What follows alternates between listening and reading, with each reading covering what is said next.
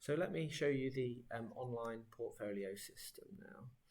So first of all, we will look at the how it will appear for a GP assistant, and we'll have a look at how you upload evidence. So Timothy Smith is a GP assistant. So because we use this account at the launch event, there is already some data inputted. So if we go to my program on the left hand side, so this is Timothy Smith and this is the home page, and you can see he's doing the GP assistant course, and this bar on the side here tells you that he has started 18% of the modules, 11% have been signed off by the GP mentor as completed and competent, and he's due to be about 13% of the way through his course. Now the expected bar means it's a 6-month program, so after 3 months that would show as 50%. It's just a guide to make sure for you to keep an eye on that you're not falling too far behind, and a little bit of a guide as to where you should be at that point. Whenever the GP assistant uploads evidence, the started bar will move along, but the completed bar will remain as it is until the GP mentor goes in and looks at those and agrees or disagrees if they're competent. Here are the 5 domains. So we've got the care certificate, administration, clinical, communications, and managing health records. The grey ones mean they've not yet been started, and the blue ones mean they've been started. When the whole domain has been completed altogether, they will go green. Now if we click on the overall program, then this brings up all the little domains. So this is the care certificate, which say it's all grey because it's not yet been started. The admin area has been started, it's been 71% started and 34% of that's been completed. The blue star means it's been started, and the green tick means that the that whole domain has now been completed, and you can see that's been reviewed and accepted by the GP mentor. Again, so I'll just scroll down so you can see the different areas. Okay, now let me show you how to upload some evidence. So if we wanted to upload some evidence into the care sector, so if we go into, say, care point 2, be able to work in a person-centered way. So if Timothy's been doing some work on this area, maybe had a tutorial or done some online reading, he can go into here, and there are 3 different areas for need completing for competency for this domain. Now if you can't remember exactly what those competency areas are, you can click on the resource, which will automatically link you to the overall competency framework specifically for that domain. Let's see if that works. Yeah, so it's here. It's not showing as it does do on normal computer, but that should work on your computers. And then you can see 2.1, 2.2, 2.3, what he needs to complete for each of those areas. Now, if he wants to upload some evidence, then he can click here on Evidence Wizard, and that will give him 2 choices. He can either upload evidence here, and by uploading maybe a certificate or a PDF document or some supporting evidence, and then you can type some details, you can say what type of learning it was, whether it was an observed session or a professional discussion, and then he can cross-reference that to, as we mentioned, care area 2, and he might think it means area 2.1, 2.2, 2.3, and he might also think it means care domain 3, sections 1 and 2. One piece of evidence can meet multiple criteria depending on what it is, and that's something you can cross-reference, and it can reach different domains as well if you believe that does happen. So what I will show you is, so that's one way you can upload evidence with a document. The other way is to create evidence. So if you want to for example, you have done an observed session with the GP regarding note keeping. So you would fill in a bit of detail here.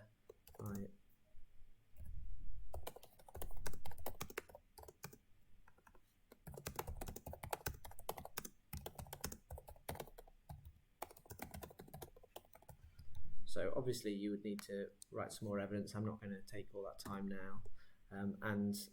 In details is very similar. So from my understanding, that can be exactly the same as create. So it might be a case of copy and pasting. I've not worked out the difference between those two sections, to be honest. And then type, so it was an observed session, and then you can cross-reference it. So as we mentioned, let's cross-reference it to area care section 2, 2.1, 2.2, 2.3, and also to 3.1, 3.2, 3.3, because that was quite a bit of work and we think it meets all those areas. And then we save it.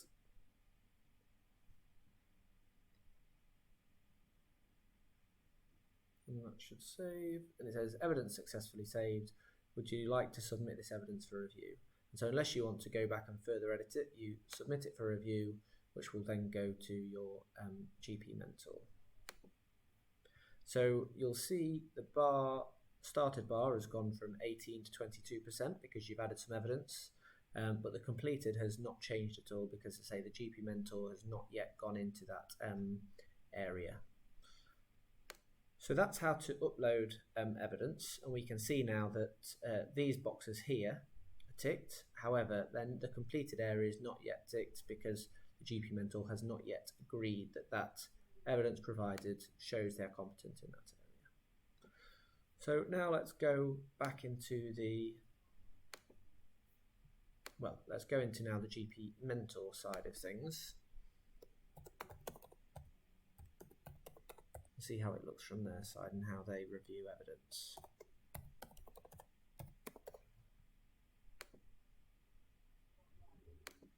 So normally this is the home page for the GP mentor. Normally the learner would pop up here. However, because it's a test learner and it's not an active learner, then it doesn't appear straight away. However, we can identify our learners here, and this GP mentor has one GP assistant attached, and we can see that they've now made a start to their care section, and they've made a start to 4 out of the 5, and we can also see how they're getting on in terms of started, completed, and expected. So we can click on Timothy, and we can go and we can have a look again at the whole picture of what they've started, what they've completed. Now if we go into evidence, we can have a look at all the evidence that Timothy has so far provided. So some of this is from the launch event yesterday, so it's not obviously very detailed, as you can see. But we know that the last thing that Timothy uploaded was the observed session with the GP, which we just uploaded. And if we want to have a look at that, we can click on it.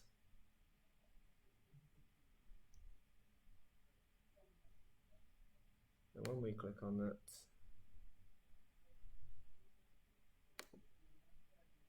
that opens up with the details, and I say that evidence would obviously normally be more than I've written there. And so you can read that evidence and review it. I say if it is a PDF that's been uploaded, then that would open as you would expect it to. Now, if you want to review the evidence specifically, then you can click on this button here, and you can give some verbal feedback.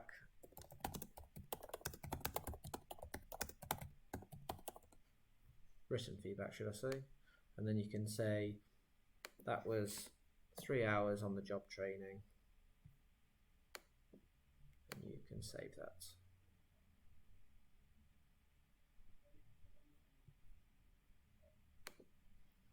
And that will then show that you have reviewed that evidence. Now, if you want to assign them as competent for that area, but you don't necessarily need to review the evidence or document that. But if you then want to go into, you can see that it meets Care Section 2 and Care Section 3. Sorry, I'll just show you that again. So when it tells you which evidence, it tells you it's been cross-referenced to Care 2 and Care 3. So if we then go into those sections, if we initially go into Care 2, and again we can see the evidence is there if we need to review it again. And we can say, yes, having reviewed that evidence, I agree that it meets that section, that section, that section. And if you agree with that, you can save it. And then because that section is now completed, what you would normally do is press accept. And that means that you accept that domain has been completely covered and the learner is competent in that area. If you thought that they weren't competent in a certain area, you might say, I'm not sure that it meets 2.3, and you can press on return. And then that will open up a dialog box which will go back to the GP mentor, and therefore they will need to provide further evidence. And so you might need write some written feedback saying you need further evidence to prove you have shown you can communicate with patients. And then when that evidence is provided, they can re-upload that. But in this case, we agree that this has been accepted, and so we're going to accept that domain. We need to save it first because I've just been clicking. So then we can accept the domain, and again you might want to give a little bit of feedback about the domain as a whole.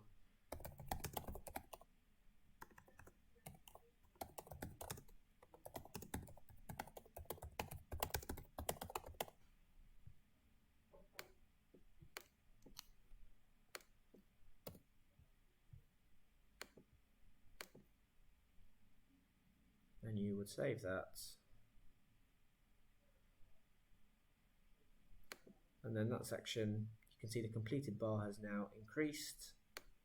It's all been accepted. And so now when you go to the course section, you can see that Care Point 2 has been ticked and that's all been accepted. We also know that that last bit of evidence affected Care Point 3. So if we're not sure, if we think, yes, it meets 3.1, 3.2, but not sure about 3.3, we can make that a question mark by clicking on it twice.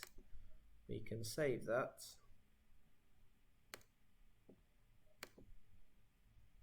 And we can return that to our learner by saying needs more evidence for domain 3.3, maybe practical observation, and it's been 3 hours. We can save that.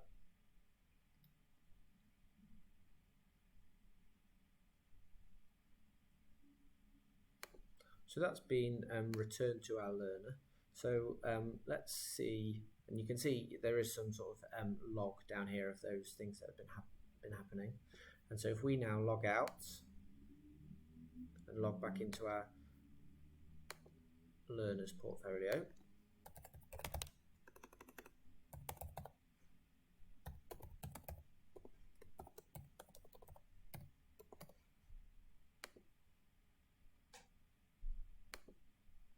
and we can see on the front page it says outcome 2 has been accepted as complete, fantastic. However, outcome Care Point 3 has been returned, and if we click on that we can see the comments, needs more evidence for domain 3.3, perhaps some practical observation. And so that reminds the GP assistant that that does need some further evaluation. Further evidence, should I say.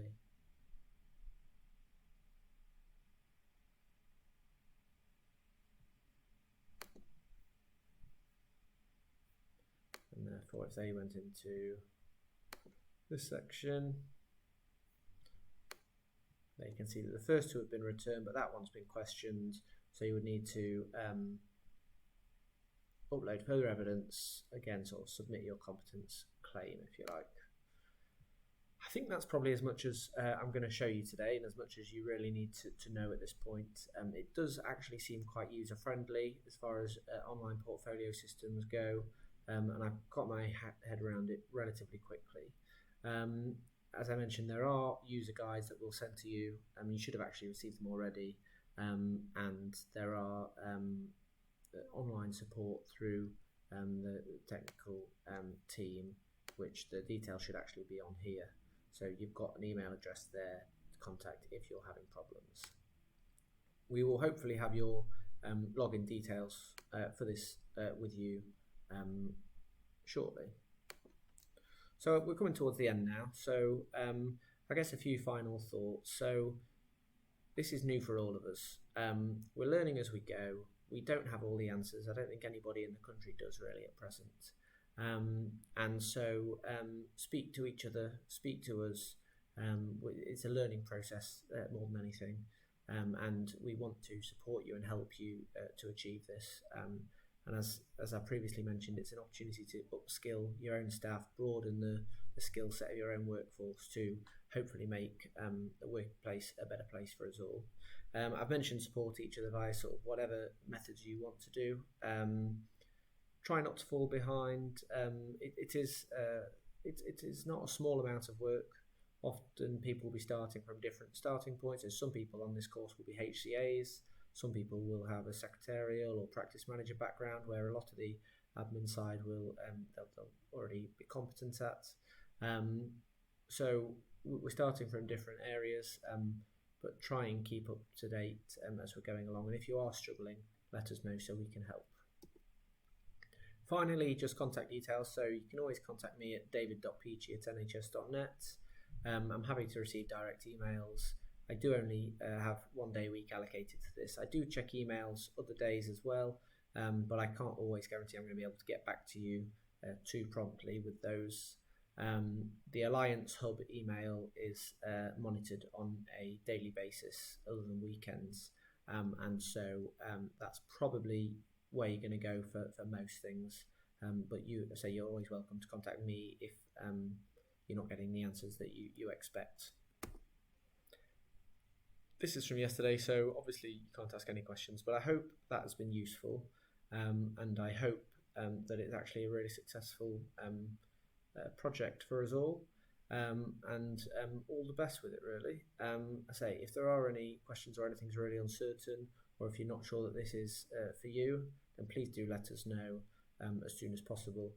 And we should have all the documents and paperwork ready for you to make a start as soon as possible, really.